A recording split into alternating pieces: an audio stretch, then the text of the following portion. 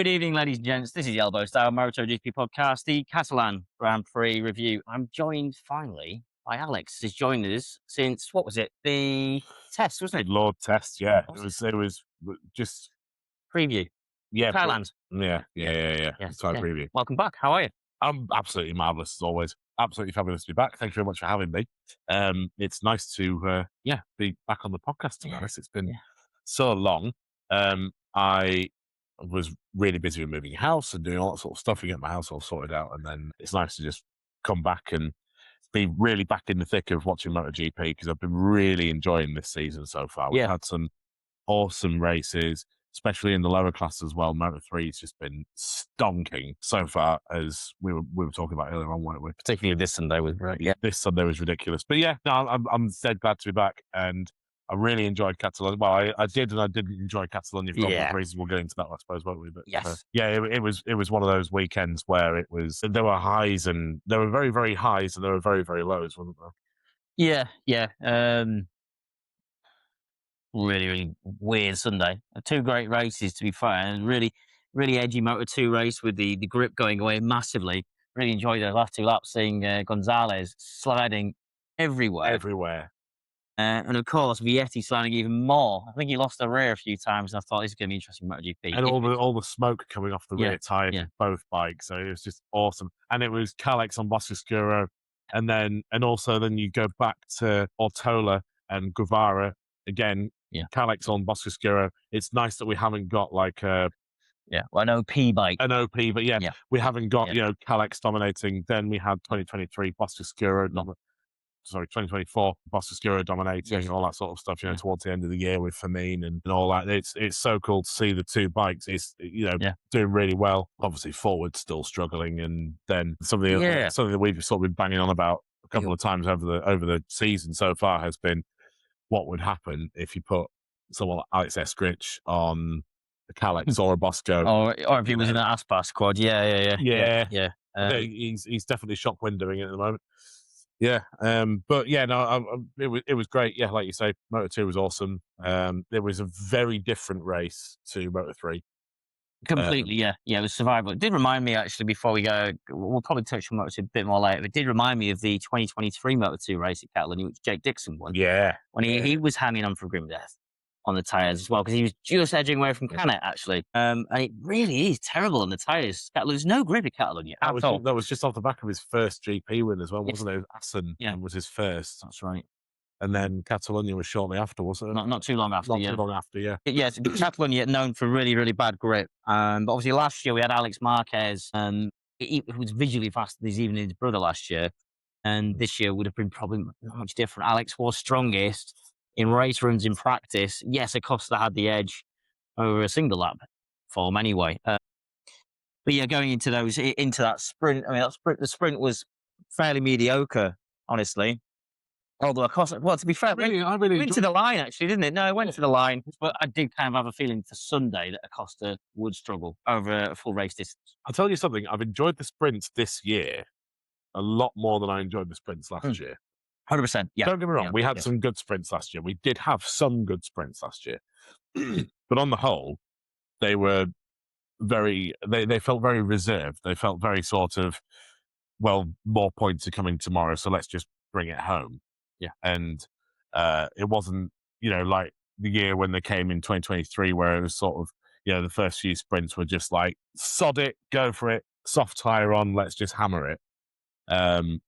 2024 2025 kind of felt more like everyone had gone, right, actually sprints.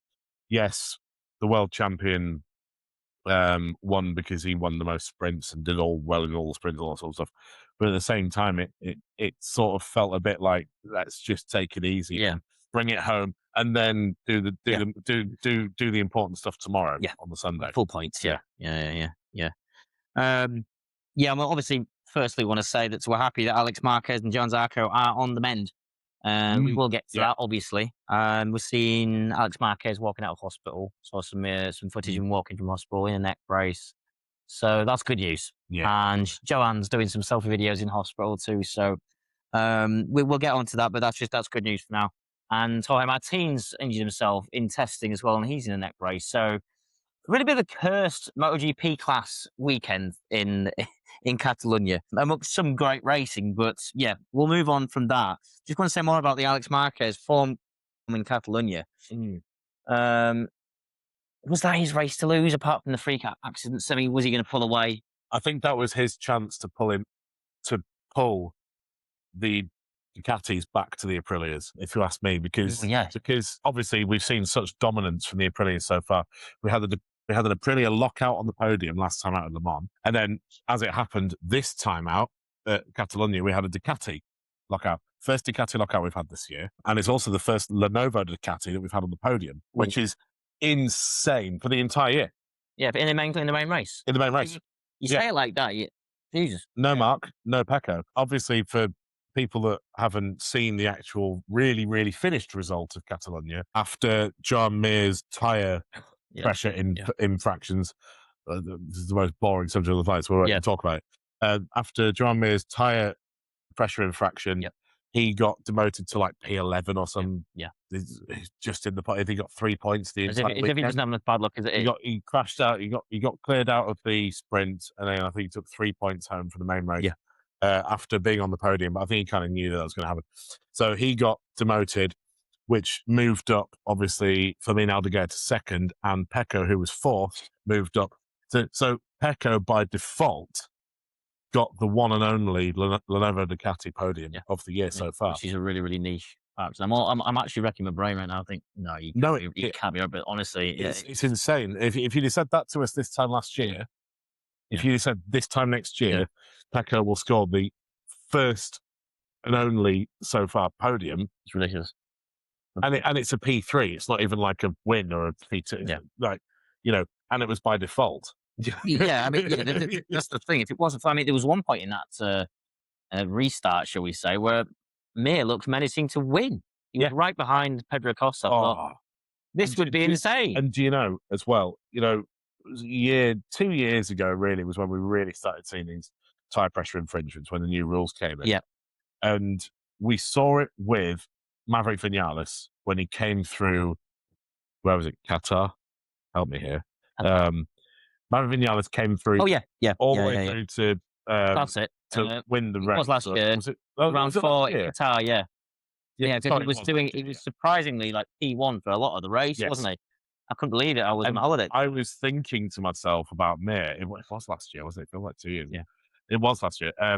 So I was thinking that about Mir when he was charging through, and when he was all over the tail of when he was all chasing down P1. I sort of thought, this is too good to be true. He could very, very easily get done for tyre pressure infringement, and I bet you anything, his dashboards are light at the moment. And he was in the end, obviously, for that particular race. But I feel sorry for John Mir. He couldn't do. He was all right in the weekend before that point, but he never got a chance to be P3.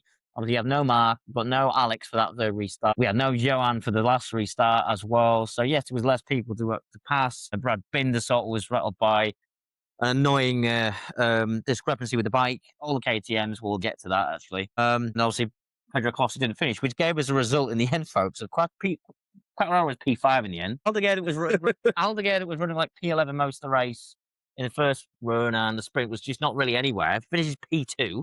It's all over the shop. Bez, after all that, after having a very mediocre weekend, finished P4. It's bizarre actually, because you tend to look at the top 5, don't you? And then you don't really realize who's there. You can't believe it. But Bezzecchi was the one that really got me because he'd been so brilliant in the last 5 rounds, and then he really wasn't anywhere. He really struggled in Le Mans.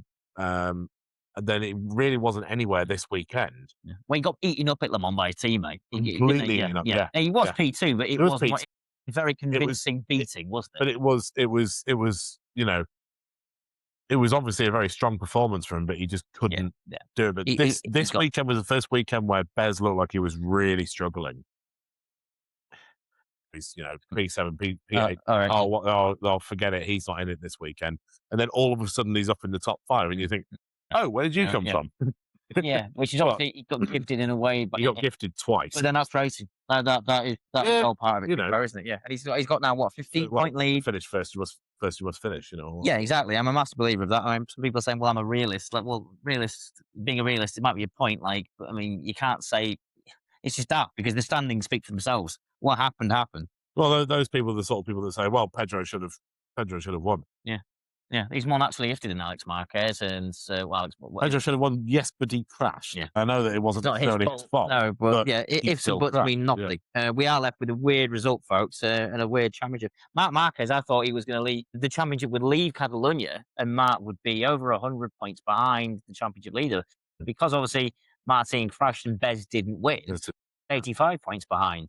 And we've seen sort of these sort of margins come back before, but we'll get to that. But it has played into Bez's hands, though, because he's now 15 points ahead of Martin. And coming into the weekend, they were only a point apart, weren't they? Yeah. And he goes well in Magello, does Bez.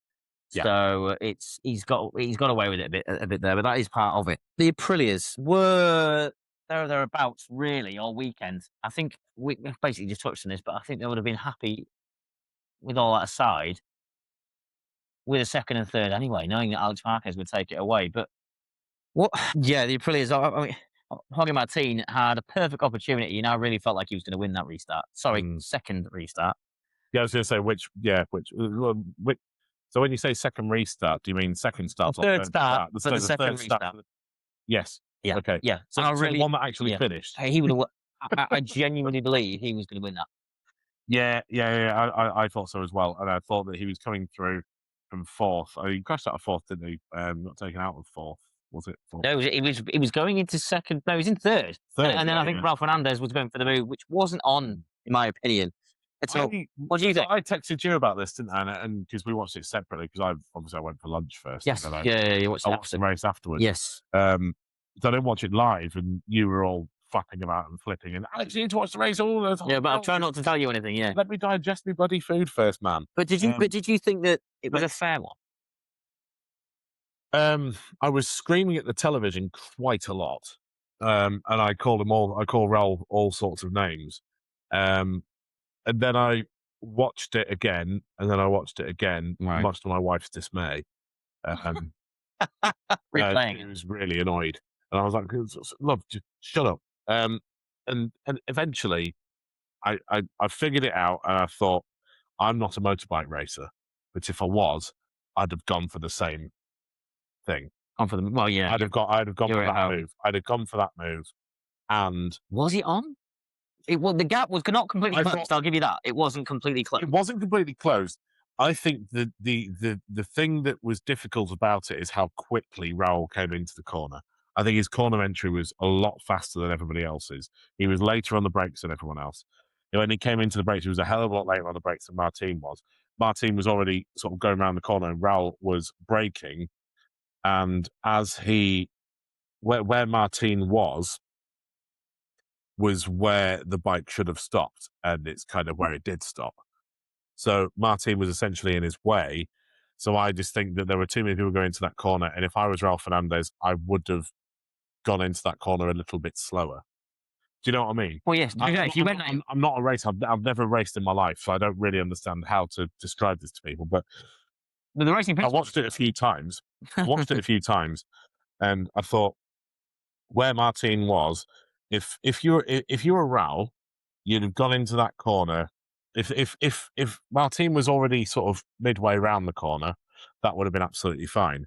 He maybe would have run a little bit wide, but his corner entry was too hot. Yeah.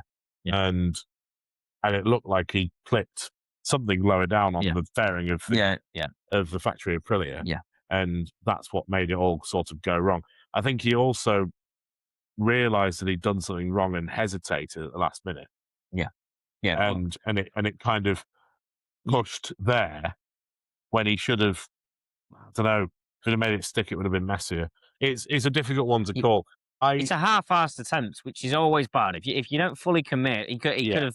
If he was a bit slower, then he could maybe have stuck to the curb more. He wouldn't have even touched Martin. But ifs and buts mean nothing, to be fair.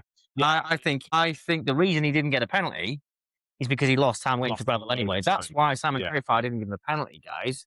Is because I know it looks like he should have done, because he's done things like this before. and it is annoying. He cost someone their race. Yeah, exactly. So the principle of that is that, but I think, and what I'm saying, I think he still should have got like a long lap penalty to maybe take another round. Definitely. But at the same time, Simon Crayfire's probably logic is, well, his race was ruined and he finished outside the points, I think last, Yeah. and he went into And gravel. he got tyre Yeah. pressure infringement as well. But what made it worse, instead of apologising, he blamed Jorge Martin to British and Spanish media. He actually said, no, I Really? think it was his Say fault. that? Yeah, no. He's actually said it's his fault. Heads off. I can't stand the lad. Seriously, he did. And he did it. Really? He said to TNT as well. So yeah, real bad form from Ralph See that. Fernandez, and that look that Rivola gave Davide Brivio Rivio, yeah, that was hilarious. in pit I lane. was watching with Shannon. Brivio was like, with his tail between the legs, like, well, I Yeah. can't do anything, but It was sort of like, what do you want me to do about it? I'm not on the bike. I didn't fucking crash into you, did I? That was really funny. Because Shannon, my wife, she hasn't watched a single race all year apart from her F. Yeah. So everything's been in it now and again. Yeah. So I was explaining stuff to her the entire way through, and then when Rivola came up to Brivio, she was just like, "Is that Martin's boss?" And I was like, "Kind of, yeah." He's like, "Having a go at Raul's boss." I was like, "Yeah." Like, well, what's he going to do? Go, and what was really funny about what she said was, she said, so she said, "What did he tell Raul to do that before he said, like, just you see Martin just go like that, just crash into him?" And then what was really funny was Neil Hodgson said pretty much exactly the same thing about 30 seconds later. Yeah. Great. I think if you look at it again, it might have been his way of saying, "Brivio, have a word, will you? He's a tit." Or It's just been, hot head. Yeah. I have seen some conspiracy tweets and people saying, "Oh, that's him." Like, yeah, you don't renew him next year. I was like, I don't think it's not renewing someone for next year is a nod in pit lane somehow, but you never know. But so people like to do conspiracy theories, but for goodness sake, we could start that rumor, couldn't we? You know how TNT sports commentators are always joking about how they're going to start a rumor. Yeah. About stuff. Yeah. We could do that. The power they have, bless them. But we should come up with a rumor and start it. Neil does crap me up with some of his liners, honestly, brilliant. Oh, he does. Yeah, he's brilliant. Looking at, I keep going about KTM. The mid corner speed at turn 3 was. He looked like Pedro was riding a slug or lorry, whatever analogy you want to use. It looks huge going mid corner. The KTM looks like you're trying to steer a dining table. Yeah. You know what I mean? Yeah, not one of a day. Yeah, because it was the first thing I saw. I looked at your dining table and I thought, I was like, I could get that. It looks like he's trying to hang off more. To turn more.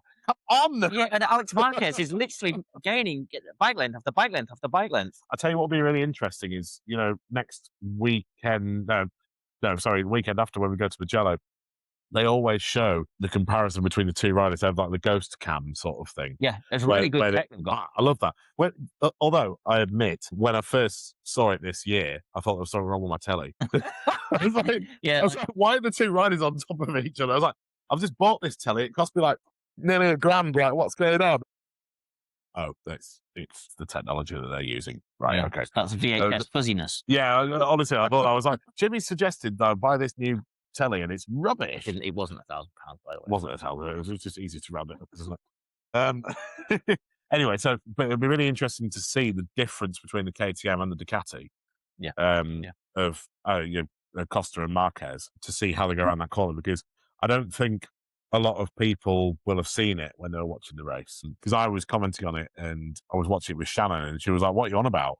I was like, "Just look at how different the KTM and the Ducati are corner. Look, watch this corner," sort of thing. And she was watching and she's sort of like, "Well, they've both come around at a different time, so I don't know what you mean." I was like, "Right, okay, so we do need it to be layered." Anyway, so it did good tech, but yeah, I do feel sorry for Pedro because I rate Alex Marquez as one of the best that isn't an alien, in my opinion. But I do think Pedro is out riding that bike. He's riding. He reminded me of Marquez on like the last year, the Repsol Honda when they were sponsored by like the 2023 mark on the Honda. What he was able to do sometimes with that bike was unbelievable. Yeah. I think that bike was probably worse than what Pedro's on now. Yes. But it's extremely hard by the look. He wasn't winning races though. No, he wasn't. No, and Pedro's on the verge of. It's just that he can't. It must be one of the hardest bikes in the world to save tyres for by the looks of it as well.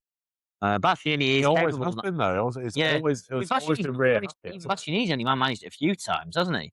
Yeah. And it's for Bastianini not to manage it that often. Things he keeps snaking weirdly good results. People And forget. Maverick as well. Yeah. Obviously not this year, but Maverick as well. I remember when we were at Brno, Yeah. they were both on the podium, weren't they? Yeah. Uh, Maverick. At the Naya. Yeah. Yeah. Oh yeah, of course. Yeah. Well, I mean, that was Sprint. in a sprint race. Yeah, that's the thing with the sprint. I do feel for him, Pedro and Brad as well. I mean, Oh, I don't know what's it's going to happen to that guy. To be honest with you, where I mean, the luck he had on the grid pissed me off actually. Like getting wheeled away. I don't know what happened. I actually don't know what happened with that technical. I don't know if it's the same tech issue that Pedro had, which we'll get to in a second, on the straight, which took out because of a horrific crash. But Brad was wheeled off the grid, and it's not often that Brad even qualifies as high as the third row. And if he got a good start, goodness knows where he could. But he could have got up to the top three for all we know. The Sunday guy finally got an all right qualifying, still couldn't even start the race. He used to be the guy that did before though when he's qualified well. Yeah, I remember when it was like 2 or 3 years ago. He qualified well. Like finally, he's broken the Sunday man curse, and then he crashed out of that. I can't remember where it was. Might have been Spielberg or something like that. But yeah, I think coming into the season this year, where I have, and really, Brad is just. I feel awful for him. shadowed himself. For myself. Complete shadow of his former self. So, but I liked what it was one of the TNT sport commentators was saying, and they were saying how the amount of people at the moment that will be saying, "What the bloody hell's going on with Brad? You know what's he doing? What's he doing?" And he is absolutely riding the wheels off that bike. He's whipping it. He's doing everything he possibly can. And the thing is, when you look at him when he does finish, you know he's still within a second or two of the leaders, but he's just far back. Yeah.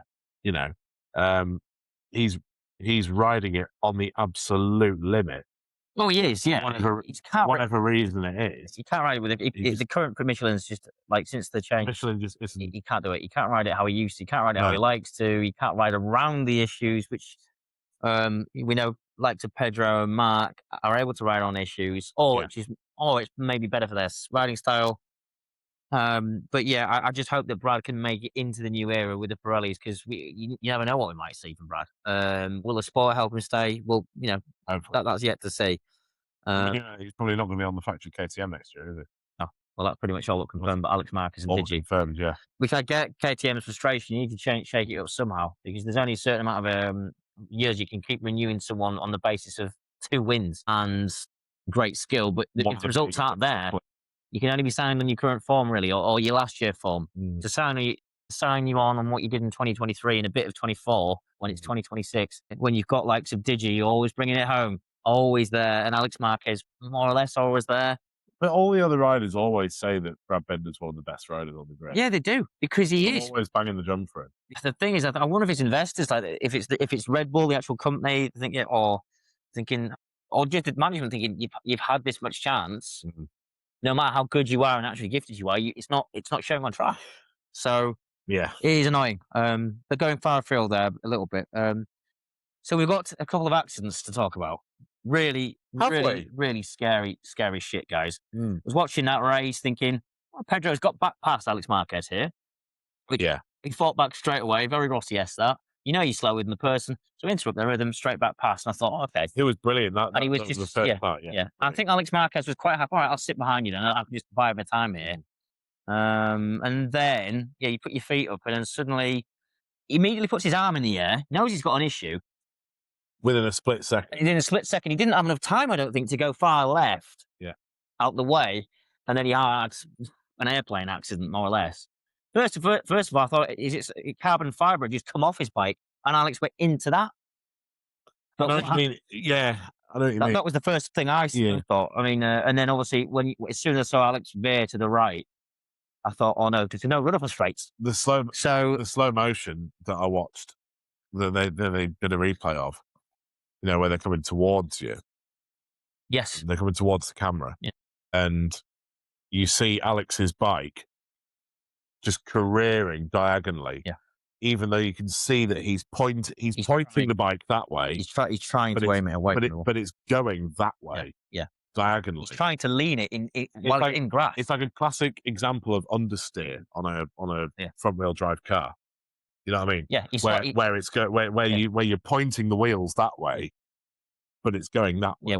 Yeah. His momentum was always going to the right, and he's trying to lean it on grass, and he went over a bit, and it was always going to smash him off. It really was always going to smash him off. And there's no run off on straights, so freak accidents like that. Some straights in the world have bigger, like wider spaces between the white line and the wall. Certain tracks you might have got away with that. I don't know how he could have handled that better. I mean, you sort of looked at it and you think maybe one of the big problems that you had was he stayed on the bike, but how did it all happen in a split second, didn't it? Slightly, Colin Bayer had a crash in a Moto2 race. It was also... Now, that was at turn 9. No, that's a weird play. It wasn't. It was after it, though, wasn't it? Up the hill. That came up the hill. Yeah. But again, he came off where there's not really runoff because you run what's turned into a mini straight. Really weird crash, yeah. So we've had two on the same weekend, the same race day, crashes on a straight. It's just so bloody terrifying. Also, very, very, very close as well. I know obviously it didn't happen, so it didn't really get talked about. But Maximo Quiles in the Moto3 race. Yeah, it was, on the grass twice, actually. No, he was on the grass on the penultimate lap, I think, of the race. And this is what I wanted to ask you. Yeah. He kicked up dust as well, I think. Yeah. He was already dusty that track. But so you've got probably about your sofa's width, which is probably about a meter of room from the white line, grass, and then pit wall. Yeah. Yeah. But then you've got all these pit boards hanging out. How far does a rider have to go over before he hits a fucking pit board? And then, so my question was going to be, do riders start getting penalised for touching that white line? We see so many, especially in Moto3, we see a lot of riders touching that white line and hugging it, especially at Catalunya and other clockwise circuits, definitely. You see them really, really, really hugging that white line. Yeah. And then obviously today, yesterday, we saw Quiles go over the white line, essentially onto the grass. Now, you can't stop teams from putting pit boards out. No, it's the only form of communication still, isn't it? It's the only form of communication, but you've got that much room between, track, white line, grass, pit wall. Yeah. Then you put a board out, which goes to about there. Yeah. If a rider is any bigger than a Moto3 rider, you know what I mean? Yeah. So obviously you've got riders like Eddie O'Shea, who is just, when he's behind the bike, he's invisible. Yeah. But then you've got riders like Maximo Quiles, who when he's tucked in, he's still a big guy. Yeah. We always say, don't we? He's too big for a Moto3 bike. Scott Ogden, they spill out over the bike. If Quiles had come over a couple of inches, be close enough to the pit board, and then gets shunted or realizes he's going to hit the pit board, goes over onto the straight, and hit someone else. Yeah. Like we don't need to imagine how awful a straight crash is. No, not those speeds. No. You know what I mean? No. There's no runoff. You're 9 times out of 10 in the same place as about 4 or 5 other riders, especially in Moto3. It could be 8 riders, like today. 8 abreast, Sunday. Yeah. I don't. In answer to your question, I don't know if you can enforce it really, because the riders naturally veer over. It's 1, weave out of someone else's slipstream. 2, because it's the natural line coming off the curb and gyroscopic effect puts them onto the other side. And 3, they need to look at the pit board closer. So I don't know how you can... Yeah, but not like that. No, I know. That's the thing. But then how do you police it? Did he do it on his own accord, or was he forced closer to the white line for someone else and he had to take evasive action? That's what a lot of it is, even in MotoGP, Moto2. It's a classic slipstream effect in Catalunya. By the time you're behind someone, it's almost a pit lane exit. So you can just about scrape through onto that painted bit that separates the pit lane exit and the track. And sometimes it just kicks up. Magello's the same, actually. Yeah. You're hoping that open comes up, you can go like that. Happened to Scott Ogden, actually, didn't it? It did. Off the line, so lower speed, thankfully. But his massively lower speed. But yeah, penalisation, maybe a warning or a long lap. I don't think a one lap. It seems extremely hard to enforce, but it would keep things safer to a degree. Thing is, there's still they don't listen. Any Moto3 riders, they're still waiting for toes in qualifying anyway. So there's toes in qualifying. I loved the Moto3 race so much. Oh, it was brilliant. It was brilliant. But I just loved Quiles the entire time, and I could read him like a book. You know, you can read Quiles like a book in the same way that you can read David Alonso. You can same way that you can read Rueda. I loved the fact that they were talking about the track limits. How you have to have 5 before you get a long lap penalty in Moto3, unless it's on the last lap, of course. They were talking about that, and they were saying how, oh, we'll see if he uses any. First lap, Quiles straight onto the green paint. Yeah. Coming out the last corner, straight onto the green paint. Fuck it, fine. Yeah. Let's do that. The thing is, with using that, I can do that 3 more times, and then I'm. You could use it. You could use it to advantage in Moto2, maybe not Moto3, to pull a gap. Yeah. Use your 2 up. Yeah. And then like, okay, I just need to behave now, and that's step 1. It can be abused. Quiles obviously did get the warning. I think he was on his last warning, in fact, and he realised he still did it though. He still smashed it. He needed to make sure coming out. I think it's that last corner or the second to last corner. He exited the second last corner where Lewis Long obviously lost his life. Bless him. It's so easy to use the green there. It's so damn easy. I think Pecco was the perfect line in qualifying. He must have been a millimetre off the green. So it's easy to use the green there. That Quiles obviously had that warning and timed it well. But yeah, we've gone off piece quite a bit there for 5 minutes. But back to Alex Marquez. Oh yeah.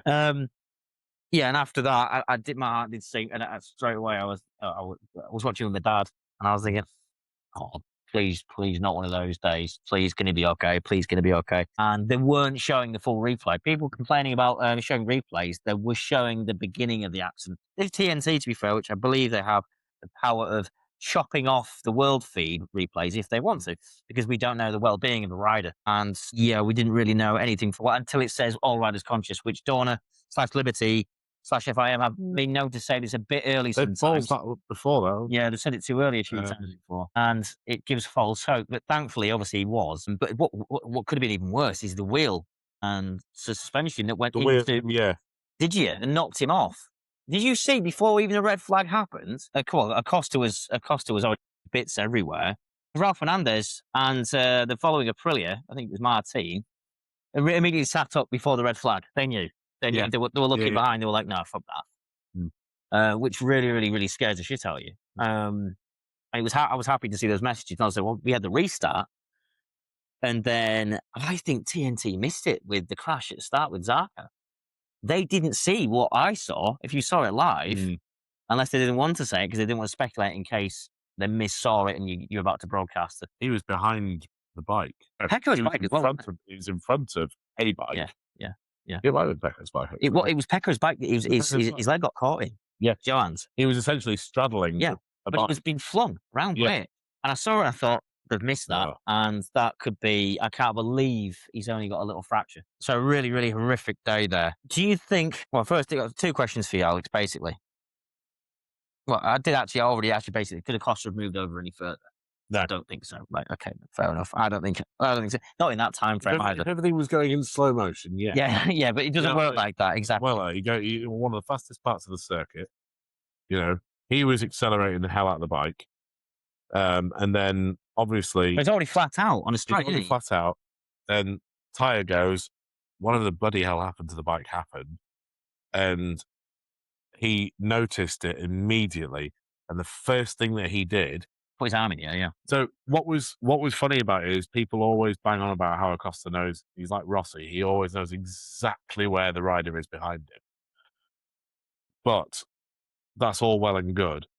But at that point, he didn't know that Alex was right on him because his brain was full of shit. Something's wrong with my bike. Left hand.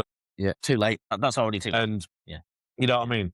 So had he not put his left hand up, if he'd gone, there's something wrong with my bike, gone like that, he doesn't know what's wrong with his bike. All he knows is that there is something wrong, but in that split second, you don't know what is wrong with your bike. No. When you have when you get a tire blowout on the motorway, you don't know that you've got a tire blowout for a couple of seconds, do you? No. You know what I mean? No, You're driving on the motorway, you go, oh shit, what the fuck's that? And you go, oh, it's my tyre. It's my tyre. Considerably Hard slower. shoulder. Well. Yes. Hard shoulder sort of thing. Yeah. Pedro, it all happened like that. Yeah. His tyre went, everything went, and he went like that within a split second. Yeah. His reactions were impeccable. And there was nowhere for him to go either. No.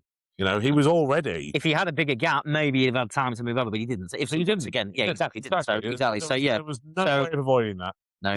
All we can say about the entire situation is the best outcome is what we got. Yeah. Yeah. Realistically, yeah. And it couldn't have been any better than that. That awful situation was the best it could have been. Yeah. And to be fair, I mean, by the way, hats off to the likes of Furigan and Alpine Stars. Yeah. Those airbag suits and the kangaroo leather guys. I mean, my God, I'm so happy where we've come where we are with that, because would we have been saying that in the 90s, saying similar things? Not really sure. The airbags. To be fair, they had the kangaroo suits then, but not the airbag system. Especially before Barry Sheen's back piece. He was the first one, wasn't he? Yeah. But if the back armor wasn't a thing, oh yeah, forget it. Yeah, that would have been, Pedro could have been killed. Yeah, and Pedro managed to nurse his bike back to the pit. Well, that bounces out perfectly for Zarco, and the airbag suit. I think some of the airbag does actually go down part of the leg. But also the kangaroo leather and the Alpines. I think he uses Alpines as boots. I'm not sure if it's Furigan boots, maybe Furigan boots. But yeah, hats off to those companies. More with adverts involved. Won't use them as adverts, but they did save lives, frankly. But my questions are, Alex, do you think it should have been restarted a second time? Because Pedro was saying this, wasn't he? It should have been restarted a second time. Also, bounce off that question, people saying he shouldn't have been allowed to start again because of the bike, the KTM. All the other ones failed, basically. Do you hear that as well? People saying he should have been allowed to start. So what are your answers to those ones? So first one, I think that the fact that it restarted for the second time was almost a bit insulting to the rider. If I was a rider, I'd be pissed off, like Pedro was. So Pedro, I saw the interview that he had where he said, look, I don't want to talk about the race because essentially it shouldn't have happened. I'm completely with him on that one. And he also said that this is a show.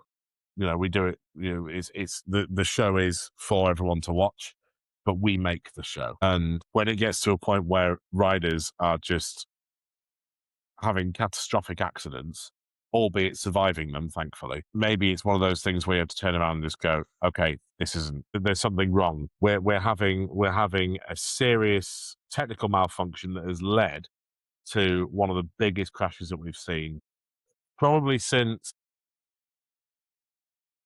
Pilot-wise, if you're talking. Pilot-wise, you're looking at Spielberg. Well, yeah, 2020 is the one, yeah. 2020 Spielberg. And that was millimeters. You're looking at that sort of thing. Then to restart the race and immediately have a turn one crash, very similar to the turn one crash that we had in the sprint the day before. Yeah. You start thinking like, hang on a minute, this is a really low grip track. These aren't going to be the last crashes that we have. I mean, obviously that happened after the second restart. Thing is it depends on it. You're asking me personally, would I have restarted that race? I'd have said no. Yeah, for the second one, yeah. After the second race. No, the first restart that happened again. Crash with Pedro and Alex. Yes. Lap 11. Yeah, I'd have restarted that. Yeah, okay. Like you would. Yeah. Okay, but after the second big crash, turn one with Zarco and Bagnaia. No, I'd have said, right, okay, let's call it a day then. The thing is, I agree, but at the same time, they're like, well, it's just another crash that happened to happen straight after. You can say their argument back is it's a devil's advocate here, folks. Like, because okay, well, it's just a turn one incident that can happen at any track. You just want to turn away all these people. You want to turn away that. That's what they could argue back. It would be a commercial nightmare. But this is why the Riders' Union needs to exist, which still doesn't exist. F1 have had it since the 90s, since Ayrton died. And they more or less had one before, but it's a proper structure there. But they just don't organise themselves enough. It's a very well known thing on social media that people keep banging on about, and they're quite right. The riders don't have a union, so don't really have a say. And they're never ever going to have a union either. At this rate, they're not, unless one rider. I think if one rider would start, Could you imagine? Right, so Dorna wouldn't give them a riders' union. Why on earth would Liberty Media allow? because Liberty Media are a lot. because they allow F1 to. The thing is, they've got the power of, oh, it won't get on the bike then. What are you going to do, make us get on the bike? You can't lift me on the bike. Yeah, but you also had it, back in the 90s when Senna died. That was someone dying. That was sort of where they turned around and said, right, yeah, fair enough, you can have your union now. Also, unions were extremely powerful back in those days. The thing is, F1 still got that. That's the driver union. I don't know if it's called exactly that now, folks. I'm not massively into current F1 terminology, but it still exists now. But it does need to exist. It shouldn't take a death for it to happen. No, it shouldn't. It really shouldn't. And I think one would probably be someone like Pedro, who's a strong personality. I think. How many times though do you think we get a situation where the riders would stop a race at the moment? Well, yeah, it's one in 100, isn't it? More or less, but it doesn't matter. You can't guess. I think the last time I can think of where the riders would have aborted a race weekend if they were given the choice was probably Portimao 2023. First race of the season. Was that when all of those bikes crashed at once? No. In that corner. Bugger me, possibly. That was in Moto2. Yeah. I want about MotoGP, where the riders were complaining about the gravel trap essentially being full of bricks. Oh, yeah, sorry, yeah. No, I meant the Moto2 thing because they were complaining about the track conditions. But, yes, Paul Spargaro's crash, that when he was on the gas, when he was his first year on the gas. Yeah. Yes. And the riders all essentially turned around and said, the gravel trap should have stopped him. It didn't. It wasn't enough. Yeah, it wasn't enough runoff. Yeah, it was too much tarmac runoff, wasn't it? Yeah. We don't want to race here. Yeah. I think it's the last time I can think of. I think the only thing you can do there is potentially the riders' union said, no, you are now moving. You're gonna dig a hole and you're gonna move the gravel trap further and try and move the fence back, or we're not doing it. Yeah. Anything for them to have a say. So how many races a year would we lose? And how actually frustrating would it be? The thing is, it's so frustrating. How can a sport like MotoGP not have a riders' union, which is more dangerous than Formula One? It doesn't have a riders' union. When you say it like that, it's football have a union. I have no idea, Alex. In case it hits them on the head. The golfists have a union. I don't know. No, in MotoGP, they're probably one of the only sports without, but something needs to give soon. I think a personality I can't believe people like Dovi or Aleix. Aleix especially. I don't understand it. Yeah. Valentino probably, I understand why he didn't, because I'm too focused on winning races. Yeah. I don't care about that. Don't be doing that. But I'm focused on this. It usually takes someone that's quite quick, but very level-headed, and one of those personalities that likes to say, no, we're not standing for this. I think Pedro would be the person. I really hope it bloody happens soon. Yeah. Do you know what I mean? I feel like, he was quite outspoken about it after the race.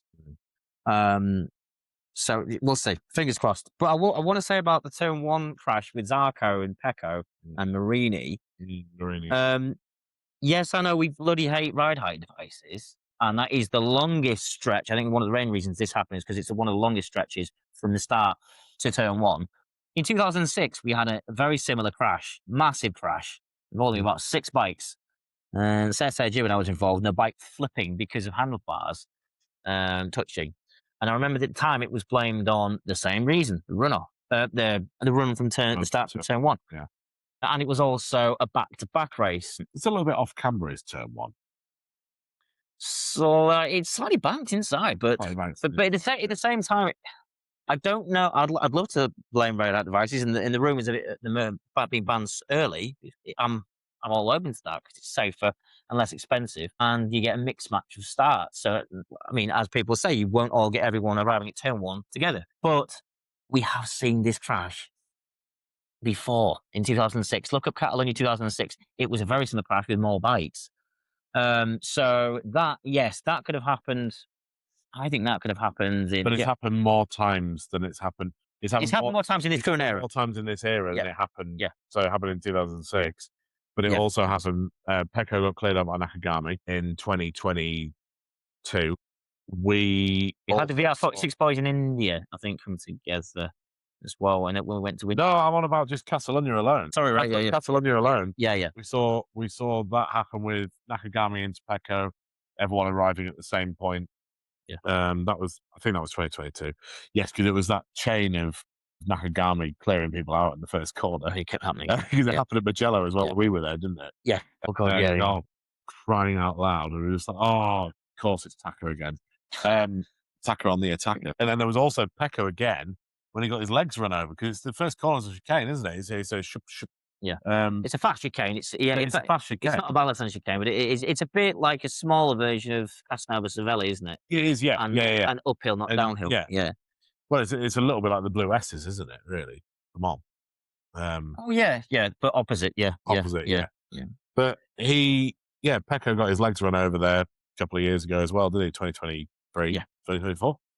Coming out of it, coming out of it, yeah. So when everyone's together, but I mean, to be fair, everyone's going to be together regardless. It's having them less Why together. Why have a chicane at the beginning of the circuit? Like, I think the thing is, it was probably even less of a chicane when the bikes were slower back in the day, because it was probably more like 2 corners. It's a fast chicane. The second bit is a lot faster than the first part. A bit like so it's not really a chicane, but it's weird. But yeah, it's a dodgy turn one. I don't think anything can be changed there really. No. Yeah. The track isn't exactly the widest, but it's not exactly the most narrow. I think you could maybe move the start. You could wear the start turn 2. You can make turn 1 less severe, and then turn it into a slightly faster chicane rather than it being sort of like more sort of. Thing is, then you've got riders barely braking for turn 1, going into a chicane. And to be fair, tell you what, the exit of turn 2, people kept crashing and hitting the bloody wall. Yes, didn't they? Yeah. The thing is, that's not good enough. Yeah. That isn't good enough. I don't think it doesn't happen much, so they've never bothered really to extend the runoff there. Turn 5 came a few as well, didn't it? Yes, it did. Yeah, turn 5's got a bigger runoff though. The exit of turn 2, you've got a bit of a hill where the grass bank is with the spectators. You'd have to dig into the earth. Bartine crashed there, didn't they? Yeah, and he hit the wall immediately. Yeah, because that was where he came off on, was it Friday during practice? He did. He crashed loads over the weekend. 5 times. Yeah, 5 crashes. But he crashed at turn 2 during. Was it practice or free practice? I can't remember. I'm going to let you off there because the terminology of the practice sessions pisses me off. No, it's It's free practice 1. Then you've got a practice. Oh no, I mean on the TFT app, they always name it wrong. So it's a free for all. Free for all 1, free for all 2. But yes, I think one thing that could be changed is the runoff for turn 2. I think in bikes next year, yes, they'll be slower on the straights to begin with, but they certainly might be faster in the corners if they're lighter. So we need more runoff on corners like that. What do you do about this circuit? Because the layout's really, I quite like the layout apart from the first corner. The grip is incredibly low, and resurfacing to begin with. Exactly, yeah. So riding on it is like riding in the wet. Kind of, it's so low grip that it's almost like riding on sand, sort of thing. You could lose the rear really, really easily. The Moto2 race made it like they were riding on lava. It did, didn't it? Yeah. That's why I didn't really understand about the whole thing. I don't really get it. I don't know if it's a skint track, because I think it still has F1. It has MotoGP. It's definitely not a dead race, and they've got events going all year. They've got F1. They've also got a lot of other downforce cars that go there. Yeah, and that is bad in braking areas. All that sort of stuff. So there are a lot of downforce cars that race there. Yeah. Very good point, actually. And that doesn't really affect on the straights, but it certainly does in braking areas. And then you've got those telltale bumps. You can even see them as well. Yeah. But resurfacing, it's pale. Like the track doesn't, when you see a new track, it's really like a dark grey. Dark grey, yeah. Yeah, and this is like, it's properly light grey. It looks like it hasn't been touched in years. It must be over a decade since it was last resurfaced. Dusty, doesn't it? Yeah. So yeah, hoping some riders can get together and sort some of this out. Yes, it's a mix of the first accident is bad luck. That could have happened in any era, really, if there's a mechanical. Just happy that the riders are on the mend for now. And yeah, Alex Mark is even walking out of hospitals. I'm soberly relieved and chuffed for that. What do you think about Agura's move on Acosta in the last lap? I think if you're going to penalise Agura for that, then you penalise Raul, because that was a last lap move. I get it. He got a penalty. I don't think it was that harsh. I think it was just a misunderstanding. He did knock him off. I get the penalty. It didn't seem as cumbersome as Raul's move. I know I'm comparing it instead of just answering the question. I think the penalty was probably justified, to be fair, because Pedro was already leaning into the corner, committed to his own line. It's a higher speed corner. So I think, yeah, Pedro, again, being Pedro, didn't mind it. Of course he didn't, because he's just obsessed with extremely hard racing. But there's hard racing, and then there's not quite getting the move right. It wasn't going to be Rossi 2009. He wasn't as close as Rossi was in 2009. When Rossi put it, I believe Rossi put it into second or first gear to get the revs up, so he could lunge. Yeah, and it was like the slightest touch as well, wasn't it? It was any. In fact, someone said he didn't even touch him actually. So it was like in the sprint, it was like Digi on Binder. Yeah, Grays. It was literally just a sort of touch of the handlebar that. But it was enough. It was enough. Yeah, that summed up his day, really, Pedro Costa. It was just, I was gutted, absolutely gutted. I really wanted Agura to do well. For KTM as well after that. The whole, just looking at the pit box as soon as he was taken out, oh, for goodness sake, could it get any worse? Right, brilliant. So we can't even get any frigging top 10. Like a fun fact. Go. Agura is the only rider in the top 12 that isn't Italian or Spanish in the championship standings. There we go. Another Alex quote. Stats. That's actually quite niche, but actually I can believe it massively. So he's P5 in the championship standings. He's the only rider that isn't Spanish or Italian in the top 12. Yeah, there we go. And Miller was having a good weekend to begin with. I remember looking at some sessions, and then that sort of. Well, Fabio's P13 in the standings, which is where it gets off. But yes, yeah. Miller was actually bizarrely high up. I don't know why that is. Maybe it's because Isam Guevara's been knocking on his motorhome door. I'll tell you something that Shannon absolutely loved about the race was just after the first major crash, just after the Pedro and Alex Marquez collision, right? Was Pedro struggling to get back to the pits? Oh yeah, the Pramac boys. The Pramac boys on either side, just helping him back. They're using their feet on the foot. So lovely. Miller was on the left-hand side, and he was sort of like had his foot on Pedro's arm. And then top rack, and then Pedro was holding on to top rack's rack. And Shannon was like, "Oh my God, why did I want to cry?" Yeah, no, it was really nice to see that. Actually, that was so nice. Yeah, it just showed they are. We haven't seen much of those two being teammates this year. No, we haven't. No, annoyingly. When Binder and Miller got announced as teammates at KTM, Red Bull KTM, and we were like, "Oh man, they're going to be such a good teammates," And then when Toprak got announced for Prima Pramac, and we were like, "Oh man, him and Miller are going to be teammates." They've just been nowhere all year. Yeah, it's nice to see those two as like teammates. I think they're probably good teammates. I've seen some of the promos that Pramac are putting on, and they're quite. Obviously, they're wheelie kings, both of them as well, in the paddock. And Stoppy, yeah. No, they're good teammates. It was also nice to see. Really, really heartwarming to see Pecco and Marie. Sometimes you see riders crashing, amongst others. All right, I'm going to walk over now. But to be fair, when you see, it's probably because they saw Zarco's leg stuck in his bike, and him and Marine immediately moved over, and you just think, just bring it back down to earth, and helping the marshals, and choked me up a bit when I saw that yesterday. That was, I'm just. They were there before the marshals, weren't they? Were Pecco and Marini over Zarco, and they were, doing whatever they were doing to Zarco. That seeing that live and seeing him being flung around with a wheel, that's always been something I've always wondered about. If it could ever happen in a crash, like that's an exposed area, maybe not inside the wheel or anything, but between the tail seat unit and the wheel. You know what I mean? And that's basically what's happened. We've seen it before, though, haven't we? Whose head got caught there? Was it Miller? Yes, Jack Miller. Jack Miller's head got caught. Was it Jack? Because I remember it was Jack last year. Because the rear wheel made the helmet go like that, didn't it? Yeah, the rear wheel was still spinning, and his head went. Yeah, that could have been lethal. Seriously, that could have been. That was awful. Sorry for that, folks. But these things can fucking happen. Where was that? Was that last year or the year before?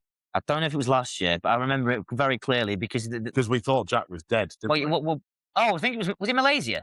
Yes, I want to say Malaysia. One of the fireways, yeah, because everyone was thinking, "Oh God, Jack's dead! Can't believe it," sort of thing. Well, not like that. So, oh no, Jack's dead. Oh my God, this is going to be awful. And then next thing we knew, he was walking down pit lane with his wife. You're like, oh, he's fine. Thank God he got away with that. Like, that was awful. Because his head just went in there and just looked like it was like when you're doing a sneaky thing on a game and you have to snap someone's head. It was like, that's what happened to his head. The thing is, the bike. Jack probably was joking about it after. I mean, that's the only reason we're saying stuff like this now is because I couldn't believe that he was able to walk down pit lane like that. Unless it was an optical illusion by the camera or something. I'm not sure, but it was awful. Yeah. So it just shows you how fast they're actually going and how dangerous it actually is. You have a run of races where the racing's okay or very good, and just know a crash is a low side, and they'll walk away and try and get on the bike so often. It takes horrible days like Sunday. The scary thing about a bike crash is the bike or another bike collecting you. We need to look at as well stuff like air fences. Are they the right thing? Because that can just make the bike bounce and you bounce back out. Well, that's exactly what happened to Martin, wasn't it? You know, his bike went into the air fence. He followed it in, and the bike just came back. It was well, that's the thing. I get the idea of an air fence. You want it to absorb, but you don't want it to catapult whatever it is back out onto the gravel. I wonder if it's worth MotoGP using Tech Pro barriers that F1 do. Oh yeah, F1 do, yeah. Because they're obviously out as bouncy outy. We'll see, but something needs to give soon. And certain tracks. Jerez have been very, very good every year at moving the fence back a bit further here and there. I don't know what Alex just did. I just made a really shit joke. I'm sorry. Okay. You just said something needs to give, and that's what air fences do give. Nice. Jerez keep moving the fence back. I'll go. Catalunya have done it once at Luis Salom, obviously. Well, that actually, I think the bike hit him. Or he hit the wall first and the bike hit him after. The bike hit after. That could happen anywhere. What I'm saying is getting the right barrier or moving the barriers back where they need to. And Jerez keep doing it. Catalunya could do with it at the exit of turn 2. We've already gone there.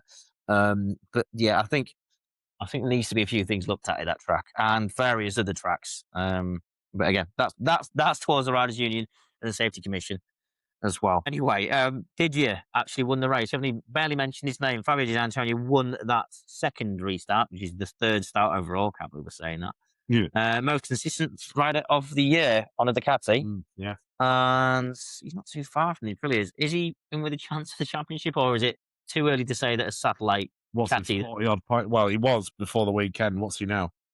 Should remember the points gap. But here you go. So, yeah, it's 26 points. 20, he was 40-odd points before. Yeah. I mean, you know, it's good. It would take Martin has another shocking weekend. Mugello, Bez. You know, if Bez won, Martin has a shite weekend at Mugello, which he has done before. Didier would be in second place, and especially well, you know. So I think that it's far too early to start talking about who's going to win the championship. Yeah. We've had Bez leading the championship this far in before, a couple of years ago, when he was on the 2022 Ducati. Circumstances have changed, though. When he went on to the 2023 Ducati, it was a complete shit show for Bez, wasn't it? But the year before, he was leading, I think about 5 rounds into the season, he was leading the championship. And we're 6 rounds in at the moment, and he's leading. But he's not clear of Martin, he's not clear of Digi. He probably wouldn't be clear of Pedro. If Pedro had scored those points, he'd be on probably about 68 points at the moment. Well, Pedro's still got his chances, but it's going to be extremely hard for him to overcome the Aprilias. And if the Ducatis like Mark and Digi, Mark will come back, and that's one of my questions I've got for Alex before we do a tiny bit of Moto2 3. We've already done a bit of that anyway. I think when Mark comes back, and if Digi and Pecco's not looking too bad, he did get a podium, ironically. But the Aprilias do need to maintain this form, because I can't see Ducati being this low all year. But Aprilia will still keep winning every now and again, even if they do lose some speed. Or, Ducati catch up a bit, depending which Ducatis it is. Mark's still going to win another 3 races. He's still going to win 3 or 4 races this year. I'm convinced he is. Aprilia should have had a much stronger weekend than they did, remember, as well. Yeah. I mean, they locked out the podium last time out of Le Mans. We didn't know that was going to happen with Raul and Jorge Martin. Raul and Martin put Martin out and Raul right to the back. And then he got the tyre pressure infringement as well, which sent him even further back. It didn't even matter. And then Agura got the penalty for 3-second penalty for clearing Acosta out. Yeah. Bez miraculously did all right out of all of the carnage that went ahead of him, but still had a pretty shabby weekend overall. Yeah. And we didn't have a single Aprilia on the podium for the men. No. So this has been their worst. It's been Bez's worst weekend, and it has been Aprilia's worst weekend overall. Yeah. Bez's worst weekend, and he was top earlier. Yeah. So a weekend to forget for them. Yeah, exactly. Some of it is thanks to one of their own, Ralph Hernandez. Yeah, exactly. Yeah, Ralph Hernandez. Yeah. Sorry, just getting there. I did actually get the old Jake Dixon ban him out. I bet. Yeah, that was That well, talking about the Ducatis and did you? My next question is: can Mark win a championship from 85 points back now? Depends if he comes back from Mugello. That would be another. If the Aprilia's 1 and 2 in Mugello, that's another 25 points onwards. Pecco brought it back from 99 points before. That's what I was saying on Twitter earlier on today, and that was in July 22, wasn't it? That was further into the year. Oh right, I think you said that was on Twitter. That was in July. I don't think I have you on Twitter. You're too annoying. Yeah. True story. But in 2022, you're right. Pecco was 90 or 99 points behind Fabio Quartararo after Sachsenring because he binned it. Yeah. The thing is, though, the difference being that was already injured. And already by that point, the Ducati was better than the M1. Yeah, Fabio was riding, so it was easier for him to bring in the gap. And the Aprilia, the current RSGP is definitely better than the GP26. And that's what Mark. So he's worked it out. Can his talent bridge the gap? Probably, yeah. It's all going to be in how fast he is when he comes back. Is he going to be better with his shoulder and everything else when he comes back? He's got an op. Obviously, he's got the other injury as well, but that's going to be fine. It's more, is this op with his shoulder going to be better? Is it going to be better than before? If not, are we really going to see any difference? I'm hoping so, because I'd love to see Mark have dogfights with Jorge Martin and Bez. Honestly, I'm so excited about Didier at the moment. I think from what he's just so consistent and chill, but he's also aggressive. What he came into the championship as, this sort of shy little Italian lad that was just, he's going to be best year's teammate. Yeah. And he got one Moto2 win, so he was lucky he got that ride at all. He came in like the other Fabio, Fabio Quartararo came with a Moto2 win. Yeah. And then he won a championship and was sort of like, oh, this lad from Italy, he's going to be decent, hopefully he's going to be good and all that. He sort of came in and was sort of like, whatever. And then when he realised he was going to lose his seat and all that, all of a sudden, Qatar 2023, he was like, bah! Yeah. And, I still can't believe he pulled that off. Fantastic. I can't believe he pulled it off. Yeah, but now look where he is now. He's one of my favourite riders. I really, really like the lad. He's one of the most sought after riders in MotoGP now. Experience, it's insane. He puts these moves on. People looks at them. That was brilliant. Yeah, that was so cool. And I really wanted that to happen again this race. Yeah, it should have happened as well because he did overtake Pedro at one point. I was like, He might do it again one day. He probably thought, surely, what if I don't get away with this and he beats me? I look like an act, right? I want there to be a proper rivalry between those two. It's been a long time since we've had a proper nasty rivalry between an Italian and a Spaniard. Because Pecco and Mark's one is just sort of like, oh, fair play to you, mate. Yeah. Oh, nice one. Yeah. Oh, you're beating me again. Oh, you're so good. Yeah, we want riders to hate for them all. Yeah. We want it sort of like, I cannot believe he disrespected me. Did you? I cannot believe he disrespected me. Did you remind me of Dovi? He's very mature, but he's also got a bit of aggression when he needs to. I remember when Mark and Dovi's battle at Austria 2017, and Mark decided to shove it up the inside from miles back in the last corner of the last lap. Went wide. Dovi went underneath him, and as they go into the line, Dovi was like, "What was that?" Like that. Goes like that. It's like, and I think Julian Ryder said, "Oh yes, get behind me, little boy." Yeah. It's just like, stop dicking around, silly moves like that. So I'm a little boy. So yeah, he reminds me of Dovizioso in a way. And I can see why Red Bull KTM do want him because he's an experienced rider, and he's going, isn't he? Yeah, 2 Ducati riders going to Red Bull KTM. Teammates reunited. Can you believe it? Yeah, they are, aren't they? Yeah. It's funny how it works. It really is weird how it works. Everything's coming together, as Nick Pilot. And nothing's been announced. because of the Concord agreement stuff that still isn't finalised. Brilliant. Excellent. Good. It is. Alex, hello. We did speak about Moto2. Is it time I maybe ate a bit of humble pie about Manu Gonzalez, or is he still not as naturally gifted as Holgado, Alonso, Via, No, I'm sorry. That was a biblical ride. It was incredible. That was awesome. I was thinking, I was like, this is good. You could also say that after 5 years, he should be doing this. He's still not rumoured for any MotoGP seats at all. He's never MotoGP right now. You don't think? Yeah, Trackhouse now. There's just so many contributing factors for Andy Gonzalez. His passport's the main one. Yeah, that's wrong. Unless you're a generational talent, of course. Yeah. And I don't think he is a generational talent. No, I don't It's think taken him so long to learn his racecraft, and his racecraft is brilliant. I think that what he did at Catalunya was fantastic. I think one thing that I really noticed about him the entire weekend was he was sort of always circulating around the bottom. We never really saw much from him for, especially on the Friday. And he was on used tyres a lot of the time. Why was he on used tyres? Because he thought this was a long race. Sunday. Yeah. It's a long race. It's going to be hot. And tyre allocations that we've got perhaps aren't going to be ideal for later in the race. So I'm going to use my used tyres. I'm going to make it look like I'm a bit naff all weekend. Yeah.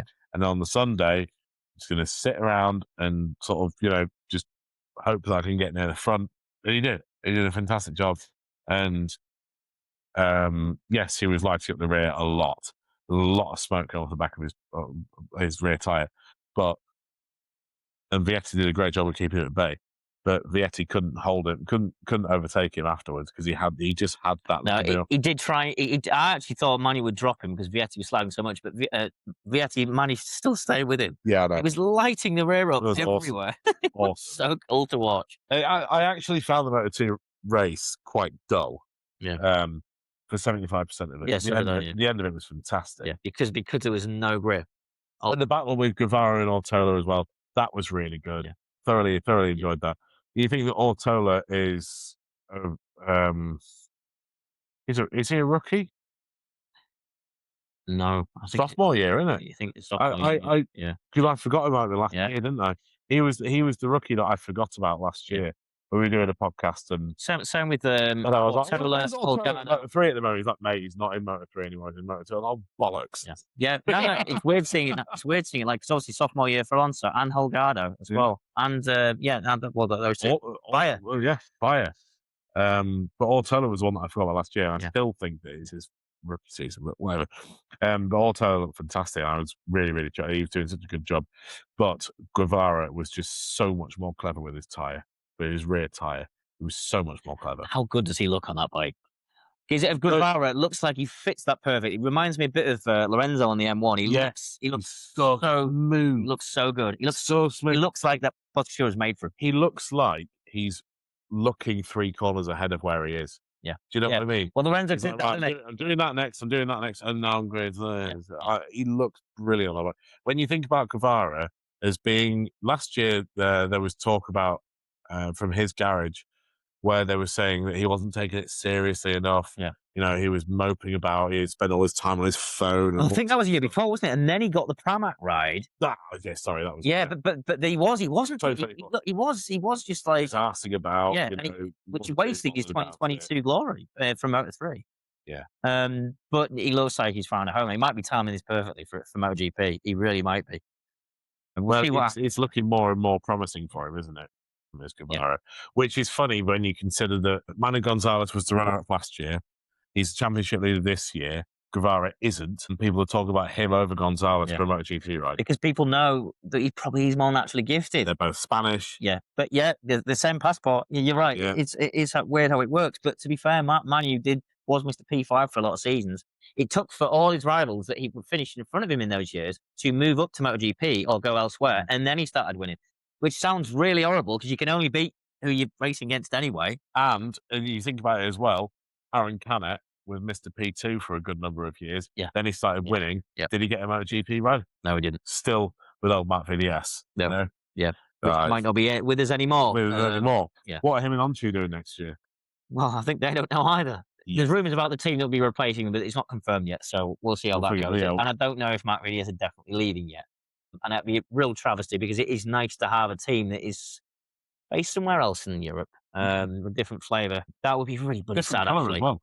I would definitely be buying their last Europe merch if they do. Yeah, I've still got merch from Sam Lowe's and Tony Arbolino era. The old Magello and Silverstone job.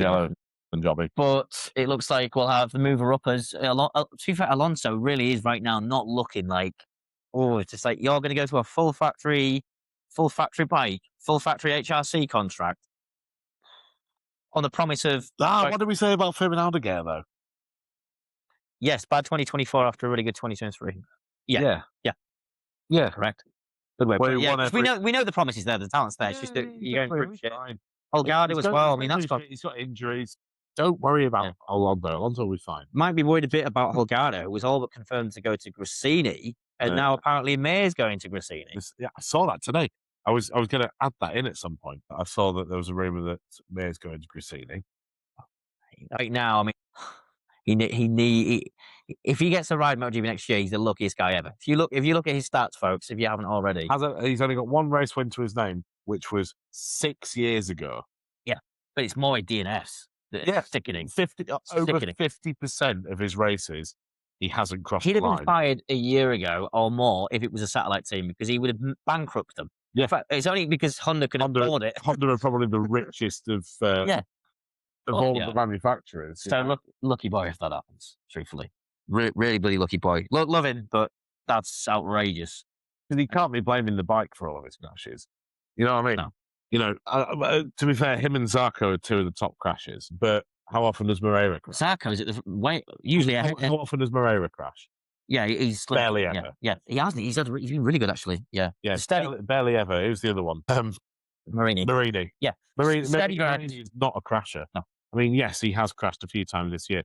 I remember when he was on the VR46 bike, 2023, he had his first MotoGP DNF from a crash. His first MotoGP crash was in 2023, and his rookie season was 2021. Yeah. Yes, it was, because he was on the Sponsorama Valencia bike. Yeah. Yeah, he was an AS team, mate. That's right. Yeah, different livery, but well remembered. Liveries, yeah. Yeah. So he took 2 years to crash out of a GP. Yeah. That's insane statistic. And there's, to be fair, I think speaking of Marini, between him, Vietti, and Morbidelli, for VR46, yeah, it's next to Aldeguer. Yeah. So it's mad. And Bulliger. Beg your pardon. Bulliger. So I think Bulliger should get it, really. I think he should. I think. Have you looked at? I've never seen anyone on Wikipedia. I look at Wikipedia stats. Just 1-1, 1-1, 1-1, 1-1, 1-1, 1-1. Ridiculous. It's bizarre. So it'd be nice to see him there, and then he reunited with Toprak. Senna Aegis gets the second track house, and we're on to a rag winner. Oh, that'd be ace. But anyway, I'd love for Aegis to give up. It probably won't work out like that, but we'll see. At some point this year, we should get our 2027 predictions back up. We need to. We need to and laugh about how wrong we were and how stupid we were. At least Tech 3 is staying with KTM. That's the news quote. Yeah, that's another one. Yeah, which is good. So at least more manufacturers have 4 bikes. Them going down to 2 and Honda having 6 would not be ideal. Yeah, especially going to a new era. KTM having 6, Honda having 6, and then everyone else having 2, apart from Yamaha, yeah. No, it wouldn't be good, because Yamaha, when they had 2 bikes, they really struggled developing, and you need 4 bikes if you're going into a new era of development. But Moto3. Go on, sorry, you going to say something? No, it doesn't matter. It was actually me darting back to MotoGP briefly there. The fact that we had all 5 manufacturers in Q2, 2 bikes of each in Q2. Yes, no, that was interesting. Yeah, and there was also a point in Q2 where all 5 manufacturers were in the top 6 right before the end. I wouldn't have seen that in 2024, would you? Bizarre. It was right near the end as well. It was like 2 minutes left to go. We watched Q2 back for Catalunya. You've got all 5 manufacturers in the top 6. There were 2 Ducatis in there, I think, and then everyone else was in there as well. Yeah. It was so cool. That was amazing. It's about time as well. Yeah, it is. Anyway, let's move. Moto3 briefly. I Moto3. don't really think there's much to talk about, apart from one of the best races ever. 8 abreast, but someone just being a genius, and Keeler's just his racecraft is reminding me of Alonso and more, probably. You know what's funny about Keeler's is that his Parc Fermé interview, he said that there was no strategy there. He just was struggling at the beginning. it's so Marc Marquez. It's so Marc Marquez. You know, when everyone's going, oh, Marquez timed up to perfection, he knew exactly what he was doing. He was doing that the whole time. And then he goes into Pat Home and says, oh, actually, really struggled at the beginning. Like I was riding like shit and I couldn't do this and I couldn't do that. And then, and I won. That's what Keyless said. He said, I had a problem with the gears. He said, I had a problem with, it was Spanglish, what he was saying. Yeah, he did, all he did use curse words. Yeah, I think he said something along the line, it was all in Spanglish. So it was like, I had a problem putting the gears down. So essentially I had a problem going down gears. So, and then one of the commentators says something about his speed gear link or something. I don't know what it was. There's something to do with his linkage. He couldn't quite get it right. And then all of a sudden it did work. And then he won. Yeah.